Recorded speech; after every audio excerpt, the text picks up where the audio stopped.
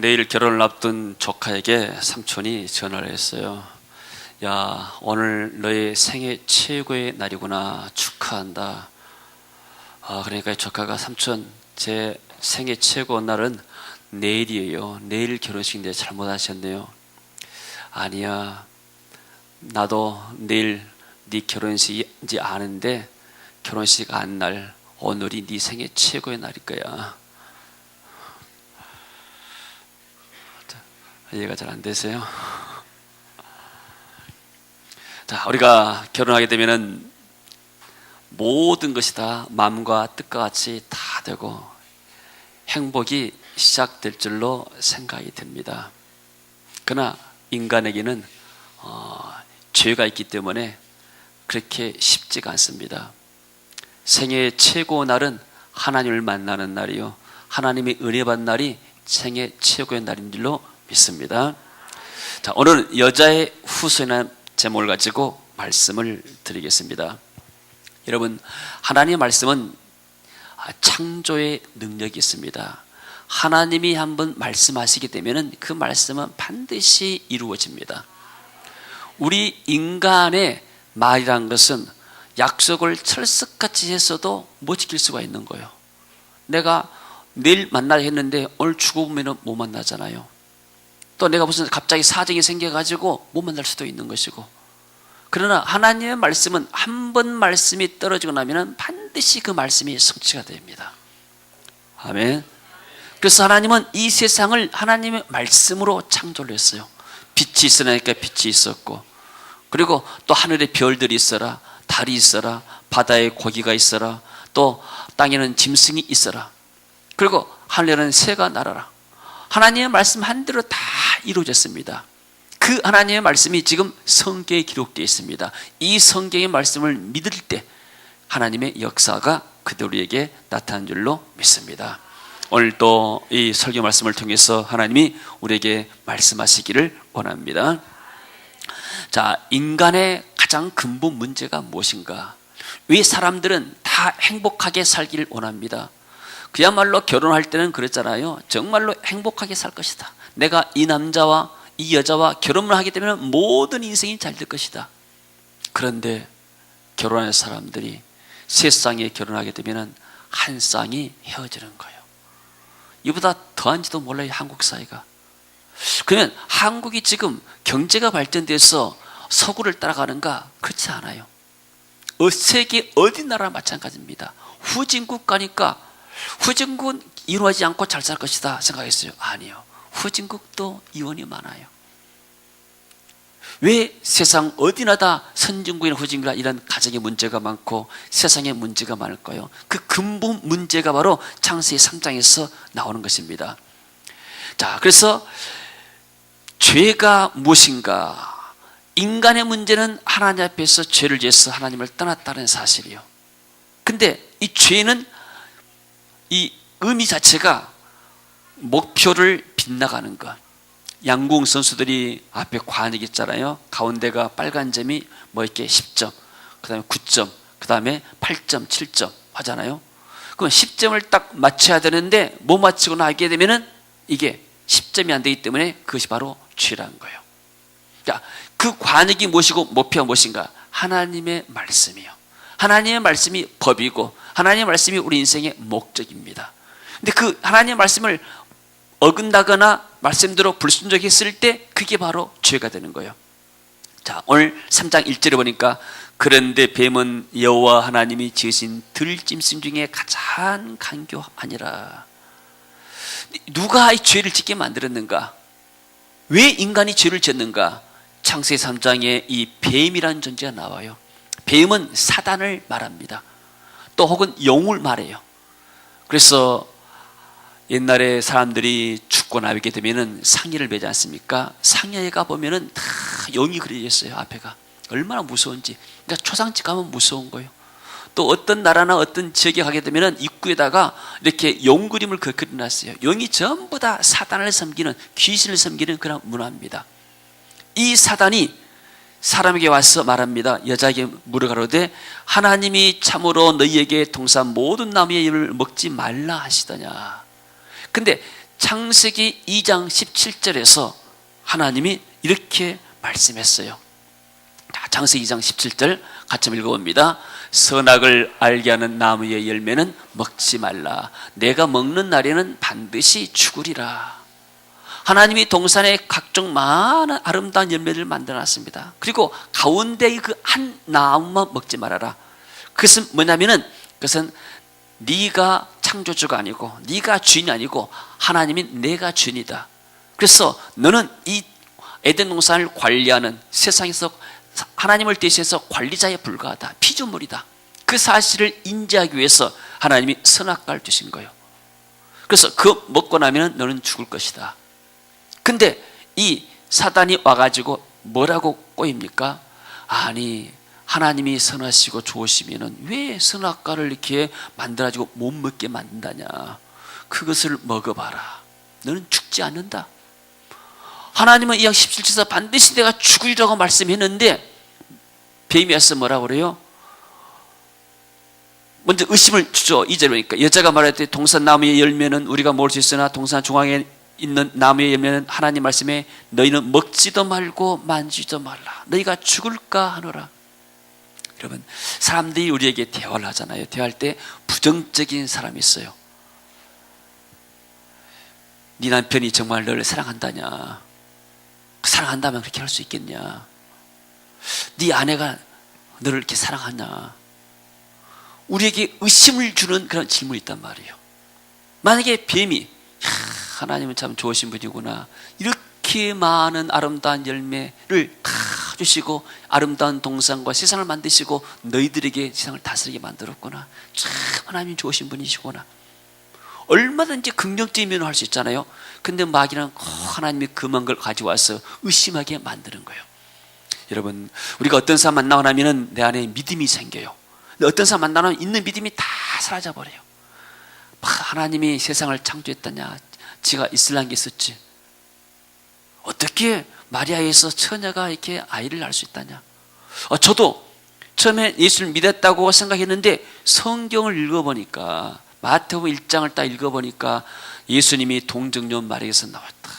내 생각은 웃음이 나오고 안 믿어져요. 아니, 어떻게 처녀가 이렇게 아이를 낳을 수 있단 말인가? 근데 내가 교회를 다녔다가 마음 먹고 나니까 믿어야 되겠다. 그래서 안 믿어져도 지나갔어요. 근데 나중에 믿음이 들으니까 어느 순간에 이 말씀이 믿어지는 거예요. 할렐루야. 그것이 바로 하나님의 은혜인 줄로 믿습니다. 그래서 마귀가 의심을 넣어주니까 이 여자가 흔들린 거예요. 아니, 그것을 하나님 말씀에 먹지도 말고 만지지도 말라. 만지지 말란 말 하지 않았어요, 하나님이. 또 거기에 죽을까 하노라. 하나님은 죽으리라 했지 죽을까 하는 말, 죽을지도 모른다, 살지도 모른다, 이런 애매한 말이잖아요. 자, 거기를 치고 다시 뱀이 뭐라고 합니까? 뱀이 여자에게 이르되 너희가 결코 죽지 아니하리라. 거짓말을 하는 거예요. 여러분, 마귀는 우리에게 의심을 갖다 주고 거짓말하는 존재예요.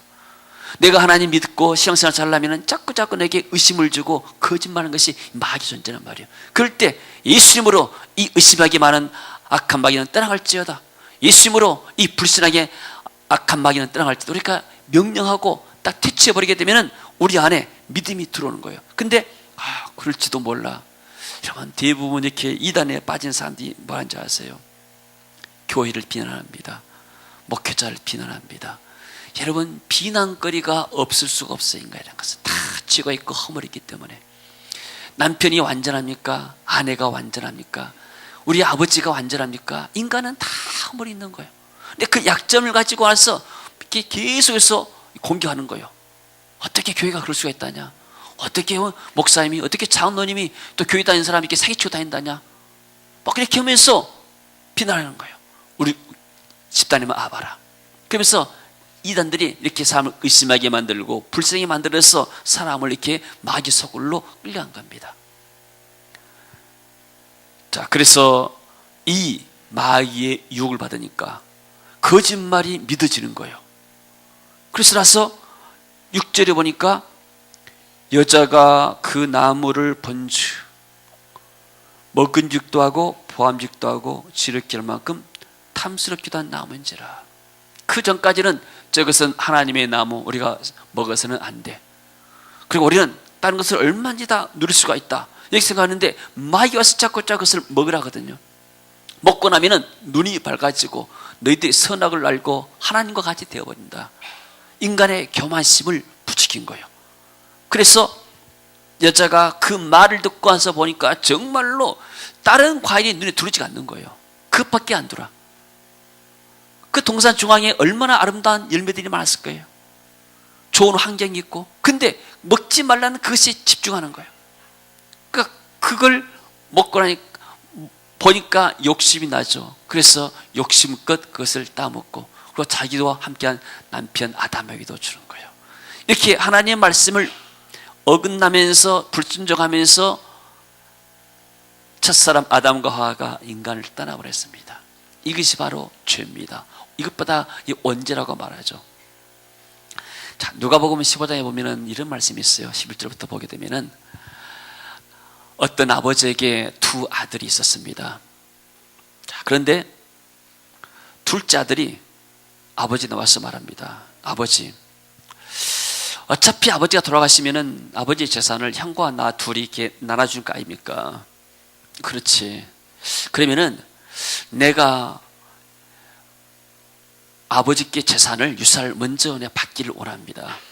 받아가지고 내가 지금 멋진 사업에서 한번 성공하기를 원합니다. 이 아들이 아버지를 조르는 거예요.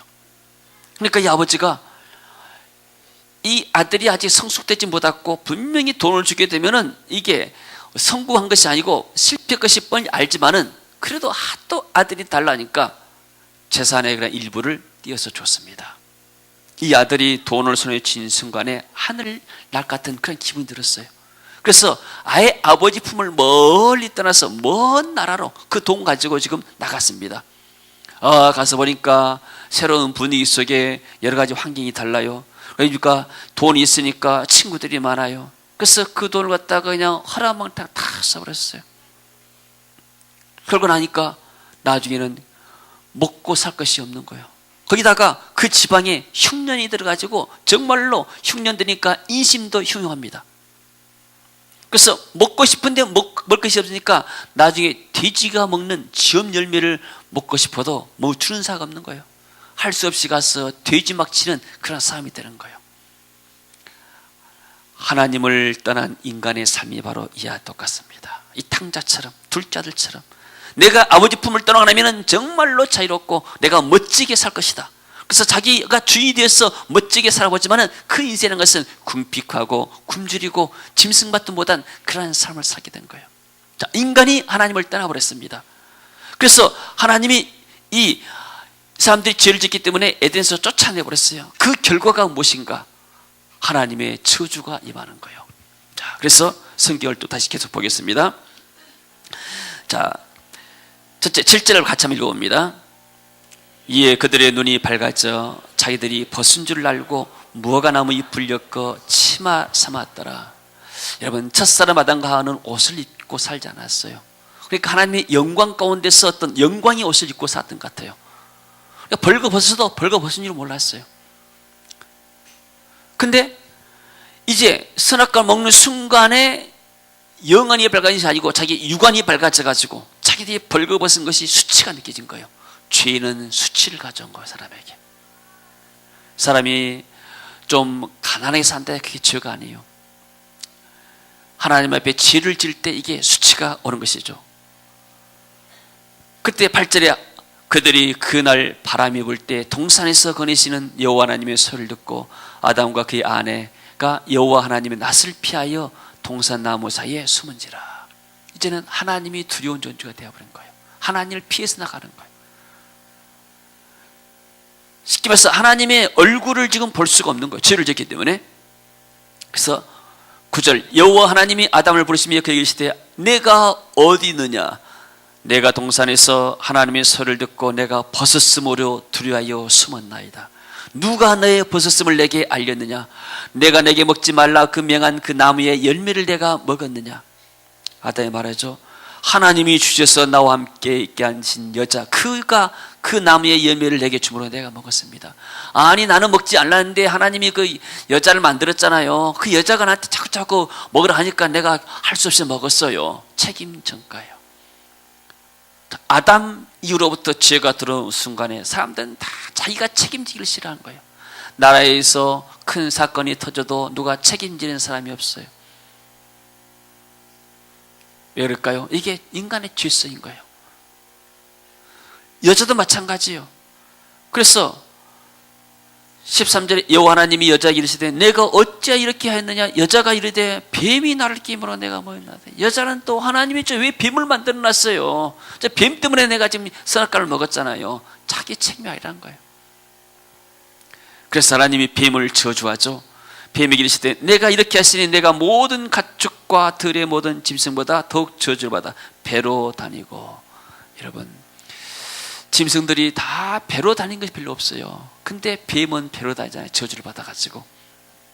그리고 15절에 보니까 내가 너로 여자의 온수가 되게 하고 내 후손도 여자의 후손과 온수가 되게 하니 여자의 후손은 내 머리를 상해할 것이다. 장차 여자의 후손이 나타나서 네 머리를 깨뜨릴 것이다.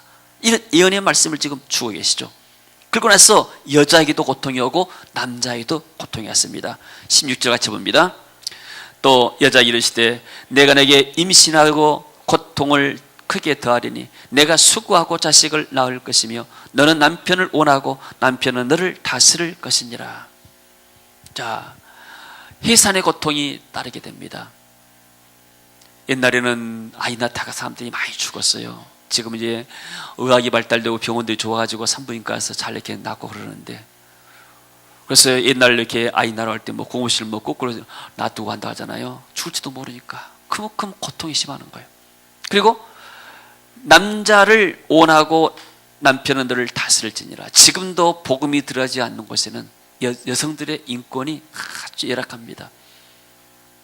또 어떤 나라에서는 뭐 이렇게 한 남자가 여러 여자를 막 거느리고, 옛날 우리나라도 그랬지 않습니까? 남존 여비 사상이었잖아요. 남자는 이렇게 우대하고 여자는 이렇게 아래로 보는 그런 사상이 불과 얼마 전까지도 다 있었어요.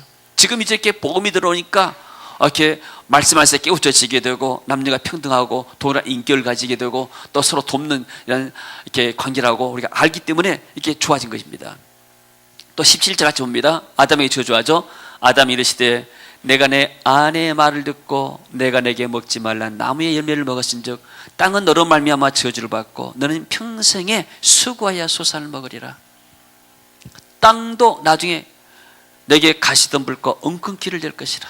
내가 흙으로 돌아갈 때까지 내 얼굴에 땀이 흘려야 먹을 것이니. 여러분, 남자들이 얼마나 수고가 많습니까? 이렇게 남자들이 그런 이 책임감이 있고 또 가족들을 먹여 살려야 되고 생활해야 되기 때문에 얼굴에 땀을 흘려야 먹게 살게 돼 있어요. 하나님이 이렇게 만든 거예요.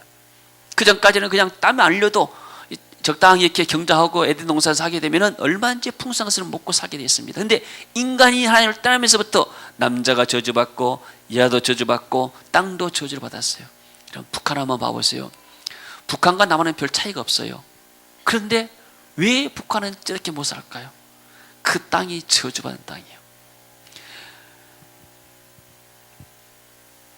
해방이 되자마자 북한에 공산당이 들어왔습니다. 그래서 교회당을 전부 다 없애버렸어요. 다 문 닫아버렸어요. 그러니까 하나님이 그 땅을 복을 주실 수가 없는 것이죠. 근데 우리 이 대한민국은 곳곳마다 교회 세우고 곳곳마다 산에 가서 기도하고 그런 힘을 통해서 하나님이 이 나라 이 민족에게 복을 준 줄로 믿습니다. 저주가 회복되지 않기 때문이요. 그래서 하나님을 떠난 인간의 실존은 뭡니까? 하나님을 떠났기 때문에 인간의 마음속에 하나님을 그리운 마음이 있고 하나님을 찾는 마음이 있습니다. 그래서 하나님을 찾는 방법을 인간의 방법이 만드는 것이 바로 우상을 만드는 거예요. 이 우상 앞에 절하게 되면 이 우상이 하나님이다. 어떤 사람들은 또 어떤 부족들은 태양을 신으로 섬긴 사람도 있고, 어떤 사람들은 개구리가 많다. 이 나일강에 개구리가 많구나. 이 개구리 때문에 우리가 먹고 살구나 해서 개구리를 신으로 섬긴다 했어요. 어떤 데는 또 뱀을, 진짜 이 뱀을 이렇게 신주단지 가치로 모시고 사는 그런 동네도 있어요. 제가 어디 우리나라 지역에 가보니까 거기에 보니까 이렇게 이 항아리에다가 뱀을 잡아 넣어가지고 그것을 신이라고 섬기는 그런 마을도 있는 거예요. 그게 텔레비 나오니까 이제는 사람들이 우리는 그렇게 하지 않는다 이렇게 말하는데, 그러니까 하나님을 찾지 못하니까 사람들이 자꾸 하나님 안에 다른 피조물 가지고 그걸 가지고 하나님처럼 섬기는 거, 복 달라고. 옛날에도 지금도 있지만은 뭐 장승 마을 입구에 가게 되면은 이렇게 큰 나무에다가 사람 이상한 모양 그려가지고 그래서 무술 형상해서 이 장승이 우리 마을을 지킨다고 막 그러잖아요. 어떤 데는 당산나무 있어가지고 당산나무에다 당산제를 지내게 되고, 이 모든 것들이 전부 다 하나님 섬긴 것이 아니고 다 귀신을 섬기는 거예요. 고린도전서 10장 2절 보니까 대저 이방인의 제사하는 것은 하나님께 하는 것이 아니요 귀신에게 하는 것이니 나는 너희가 귀신과 교전자가 되기를 원치 아니한다. 그러니까 이방인의 제사는, 이방인의 모든 종교 활동은 전부 다 귀신을 섬기는 것이다. 저와 여러분은 하나님의 은혜로 하나님을 섬기는 것이 얼마나 감사한지 몰라요. 그래서 하나님이 하나님을 떠나서 저주받고 우상 가운데 멸망받는 이 사람들을 위해서, 우리 세상을 위해서 하나님이 구원의 길을 제시한 것이 여자의 후손이요, 여자의 후손은 내 머리를 상해할 것이요. 이것을 이사야 선지자는 이렇게 예언했습니다. 보라, 처녀가 예언하여 아들을 낳으리니 그 이름을 임마누엘. 임마누엘 것은 하나님이 우리와 함께 하신단 말이에요. 그래서 예수님이 바로 동정녀 마리아에게서 오셨습니다. 왜 남자의 후손이 안 되는가? 남자는 전부 다가 죄의 원죄를 가지고 태어난 거예요. 근데 하나님이 원죄가 없는 이 하나님의 아들을 이 땅에 보내신 것이 바로 성령으로 잉태하게 받는 거예요. 그래서 예수님은 죄가 없으신, 원죄가 없이 태어나신 분이에요. 그 예수님만이 우리의 죄를 위해서 십자가에서 죽으실 수 있는 것이에요. 또 실제로 예수님이 십자가에서 우리 죄를 위해서 죽으셨잖아요. 그 예수를 믿을 때, 내가 구주로 영접하고 믿을 때 하나님의 성령이 우리 속에 와 계시는 겁니다. 할렐루야. 성령이 와 계시게 되면은 내가 이제 구원받게 되고, 내가 점점 이제 하나님의 나라의 백성으로서 하나님의 축복을 누릴 수 있는 길이 생기는 거예요. 할렐루야. 여러분, 우상을 숭배하거나 귀신을 섬기는 것들 다 우리가 몰라서 그러는 거예요. 저는 이런 것을 어렸을 때 너무나 많이 봤어요. 우리 할머니가 이렇게 그 동네 무당을, 그 사람 이름도 알아요. 내가 부부가 무당이에요. 부부가. 그런데 그 이렇게 와서 점도 치고 와서 우리 집하고 구도하고, 근데 집안이 다 우한으로 망해가는 거예요. 내가 우리 집안뿐만 아니고 동 마을 사람들의 종선 집안 보니까 어떤 종선 집안 장소는 약 먹고 가서 죽어버리고, 어떤 사람은 이렇게 병에 기피해가지고 인생을 이렇게 어두운 가운데 살게 되고, 어떤 사람은 젊은데 병이 와가지고 그냥 빨리 죽어버리고, 이게 어떤 사람은 이렇게 간지러워가지고 빨리 죽게 되고, 귀신을 섬기고 우상을 섬긴 집들은 반드시 이렇게 저주를 떠나지 않는 거예요. 그래서 제 혼자 먼저 예수를 믿고 나니까, 우리가 예수 믿고 나서 제사를 없앴어요. 우리 아버지는 습관이 있어가지고 제사날 되게 되면 우리 아버지 혼자 이렇게 제사를 지내는 거예요. 우리는 한쪽에서 예배드리고 말고, 아버지는 따로 가서 한째 방에서 제사를 지내요. 몇 번 그렇게 하시다가, 내가 목사가 되었어도 그래요.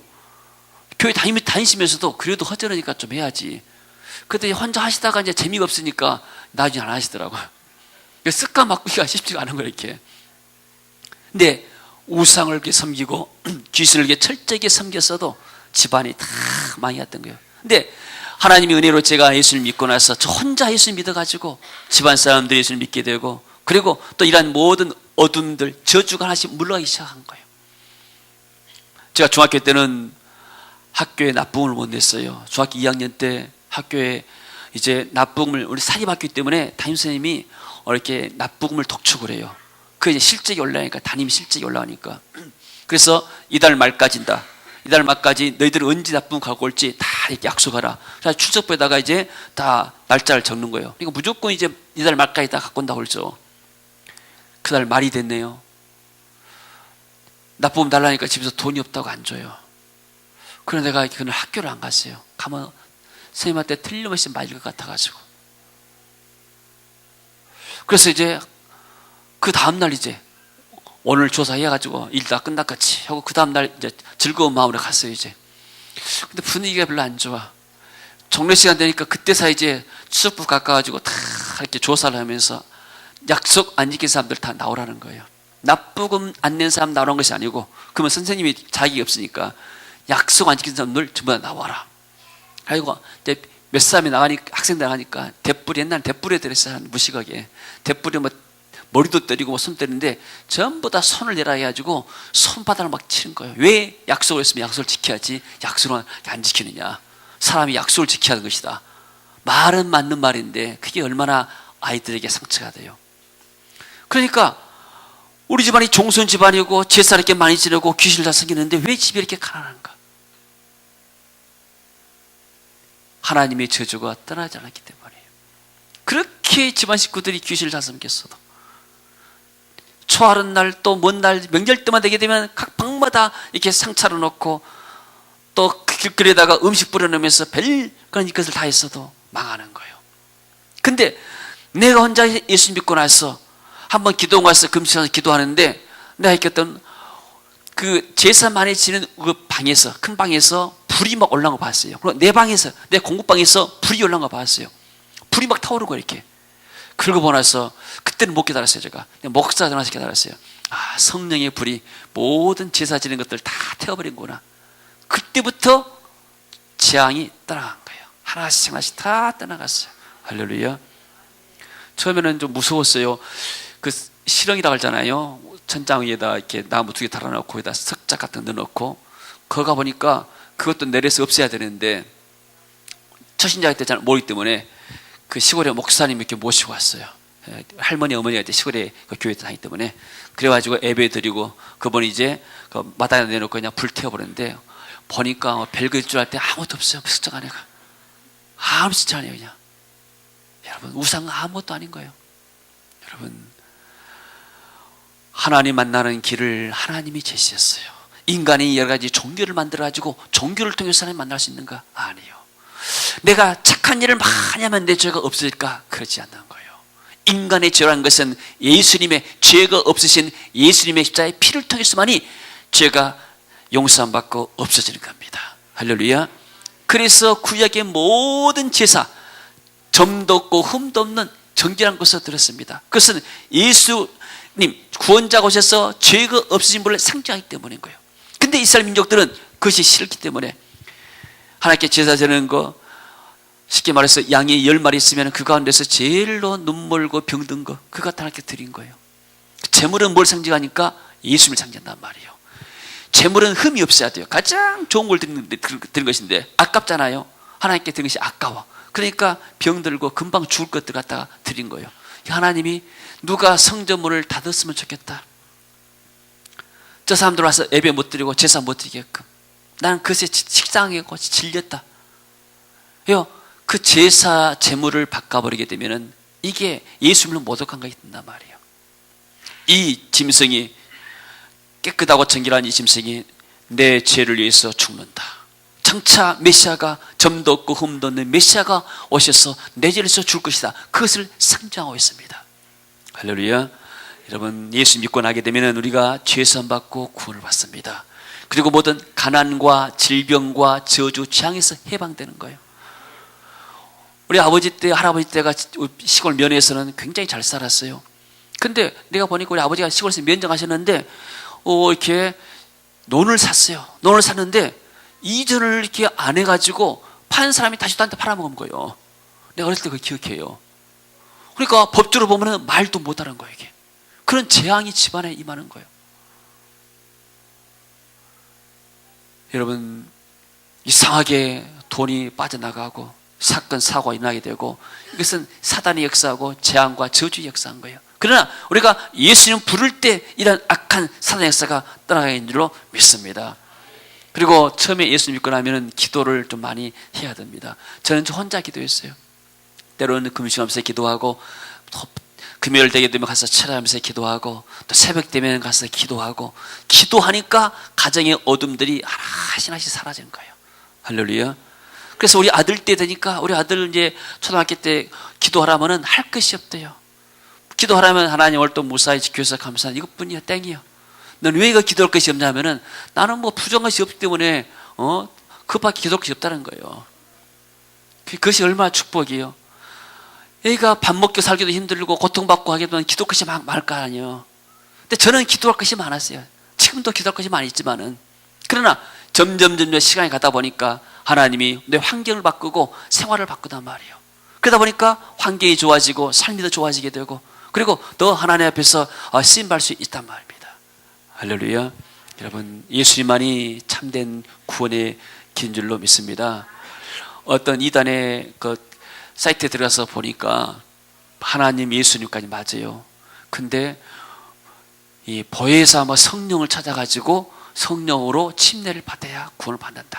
그래서 하나님, 예수님까지는 잘 나가다가 보혜사 성령, 그러면 나중에 거기서 나왔지 않지만 그 보혜사가 누구냐, 그 이단의 교주가 보혜사다, 아마 이렇게 나올 거예요. 뻔하잖아요. 여러분, 예수님을 믿으면 우리가 구원을 받고 우리의 가족도 구원을 받는 거예요. 할렐루야. 예수님 외에 천하 인간의 다른 힘을 우리에게 주신 일이 없다. 그래서 이 예수님을 부를 때 하나님이 성령으로 우리 가운데 역사하십니다. 그리고 집안의 모든 귀신의 세력들, 악한 저색들이 다 떠나가는 거예요. 할렐루야. 그리고 우리가 기도하게 되면 하나님이 주 천사를 통해서 우리를 지키시고 보호하는 거예요. 할렐루야. 자, 오늘 또 우리가 예수님을 통해서 이렇게 구원받아서 하나님께 예배 자리에 나왔습니다. 여러분, 언제 가장 행복합니까? 하나님 앞에 예배 드릴 때가 가장 행복한 거예요. 할렐루야. 그리고 또 하나님의 은혜, 우리가 복음 전해서 한 영혼이 구원받은 것, 천국에서는 잔치가 이룬다고 그랬어요. 할렐루야. 어찌한지 오늘 이렇게 하나님의 구원받아서 또 이렇게 하나님 새 가족들이 오게 되니까 정말로 저는 행복해요. 너무나 기쁜 거예요. 하나님이 얼마나 기뻐하시겠는가. 마귀에 속했던 사람이 구원받아서 하나님의 자녀가 돼서 하나님 앞에 예배드리는 것이 얼마나 기쁜 일인가. 우리가 그러잖아요. 집안에서 아이들이 새롭게 태어나게 되면은, 또 뭐 이렇게 손자가 태어나게 되면은 막 기쁘다 하잖아요. 할아버지 할머니들이 뭐 손자 사진 갖고 다니면서 요즘 발달돼서 스마트폰에 갖고 다니면서 보라 하는데, 나는 뭐 그렇게까지는 하지 않아요. 근데 다른 분들이 이제 이렇게 있으면 보여주려 하는데, 아이가 자기는 이쁘지만 나는 별로 안 이뻐. 자기 손지니까 자기는 이쁘지. 근데 나는 별로 뭐 그 아이가 그 아이지. 근데 내 손지는 또 이쁘죠, 이게. 그잖아요. 집안에서 손지가 나고 새로운 생명이 탄생되면 기쁘잖아요, 우리가. 할렐루야. 하나님께서 여러분들을 통해서 아직도 믿지 않은 사람들이 구원받기를 원하십니다. 이 기쁜 소식이요. 죄 가운데 방황한 사람들, 갈 길 알지 못해서 방황한 사람들, 지금 한국이 자살 공화국이란 말이에요. 젊은 일도 자살하고 나이 들어서 늙은 일도 자살하는 사람들이 많아요. 이게 뭐예요? 전부 다 사단이 있어요. 마귀가 오는 것은 도둑질하고 죽이고 멸망시키러 오는 거예요. 그러나 예수님이 오신 것은 우리에게 생명 주고 더 풍성하게 얻게 하려고 우리가 하나님께서 예수님을 땅에 보내셨습니다. 오늘 또 이번 주간도 예수님을 통해서 우리가 승리하고 또 이 예수 그리스도의 복음을 우리가 만나는 사람들에게 증거해서 더 많은 영혼들이 이 기쁜 소식을 듣고 구원받는 놀라운 역사가 있어지기를 주 이름으로 축원합니다.